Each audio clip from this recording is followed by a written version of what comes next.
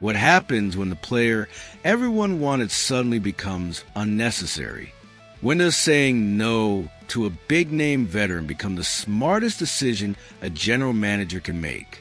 Welcome back, folks.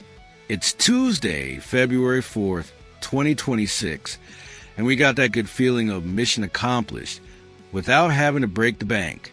For months, the name-haunting discussion forums in Montreal was Nazem Kadri. We need experience. We need someone tough down the middle. Bring in Kadri, and management listened. The news arriving now confirms. Kent Hughes called Calgary. He tried, and Kadri would have accepted coming here. But the deal cooled off, and it cooled off for the best possible reasons. Not because we don't have money or assets, but because we don't need him anymore. The market update brought by insider Marco D'Amico reveals that the meteoric rise of a young Finn and the return of an old friend, Philip Danault, made Kadri's $7 million salary an unnecessary luxury. In this video, we're going to analyze how Oliver Kapanen saved the team's budget, how Danault's return stabilized the defense, and why Kent Hughes' focus has now shifted 100% to finding the ideal winger partner for Nick Suzuki and Cole Caulfield. Forget the center position. The problem now is scoring on the wing. Let's start by clearing the air. The report confirms the Canadiens contacted the Calgary Flames to check on Kadri's availability during the fall. It was real. The team felt they lacked toughness and experience. And here's the most interesting detail. Kadri didn't include the Canadiens on his no-trade list. He would have come to play here. He likes the market. That shows Montreal has become a respected destination for veterans again. But between fall and now, the scenario changed dramatically. What changed? Two names. First, Oliver Kapanen. The young forward didn't just get called up to the main roster. He established himself. The text says, the young forward developed into a reliable top six option, reducing the urgency to add a veteran pivot. Kapanen is playing excellent hockey, and he's on an entry-level contract. Why pay $7 million for a veteran if the kid does the job for next to nothing? Second, the masterstroke from December. The reacquisition of Philip Danault. In this timeline, we brought Danault back from Los Angeles for a second-round pick. Danault returned to do what he does best. Anchor the middle defensively. With Suzuki on offense, Kapanen growing, and Danault shutting the door defensively, the center depth became solid. The need for Kadri evaporated. Here's where cap management comes in. Nazem Kadri has a $7 million salary. That's heavy. By choosing not to make this trade, Kent Hughes saved that space. The report states, with Kapanen producing, Danault anchoring the middle, and prospect Michael Hage progressing rapidly, the Canadiens are no longer anxious to commit to Kadri's salary. It's the smart decision. You don't block Michael Hage, the future, with a long-term contract for a 35-year-old veteran. This is what good asset management looks like. This is what patience and discipline in a rebuild looks like. Hughes identified a need. He explored the market.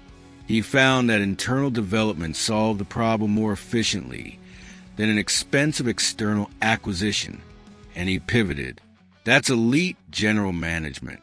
That's recognizing when circumstances change and adjusting your strategy accordingly. So what do we do with that money and those assets that we saved? The article points to the new direction. Montreal's focus has now shifted to the wing. Management is looking for a scoring forward to complement Nick Suzuki and Cole Caulfield. We have the centers. Now we need that sniper or that power forward who plays on the wing and finishes the plays Suzuki creates. Names? The market will tell us. But we know we have the cap space and the assets, which would have been used on Kadri. To make it happen, this is the beautiful part of the strategy. By not overpaying for Kadri, Hughes preserved flexibility. He can now target a younger winger with a better contract. He can be selective. He can wait for the right opportunity instead of forcing a move out of desperation. Think about what this means for the roster construction. You've got Suzuki as your elite first-line center. You've got Kapanen developing into a solid second-line center. You've got Danault as your shutdown third-line center. And you got Michael Hage coming up through the pipeline. That's championship-caliber center depth without spending $7 million on a 35-year-old veteran.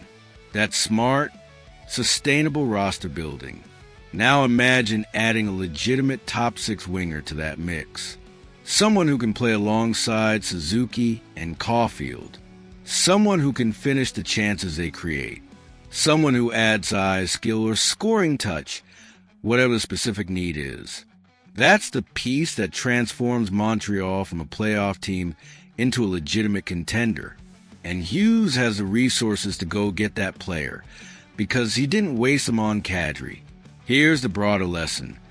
Sometimes the best trades are the ones you don't make.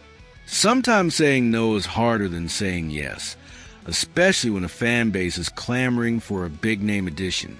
But Hughes had the discipline to recognize that internal development solved the problem more efficiently than an expensive acquisition. Oliver Kapanen earned his spot.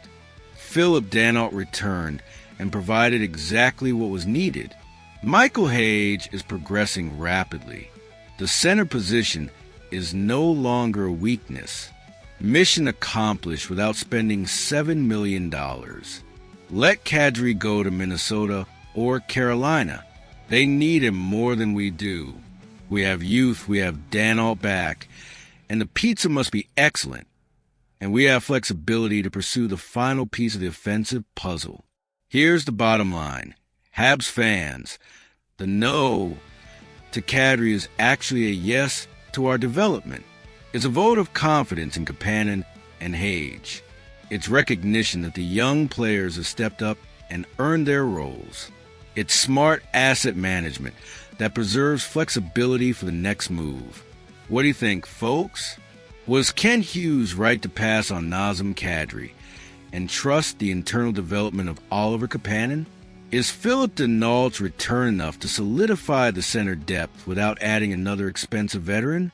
Should Montreal now focus all their resources on acquiring a top-six winger to play with Suzuki and Caulfield? What kind of winger would be the perfect fit for this roster?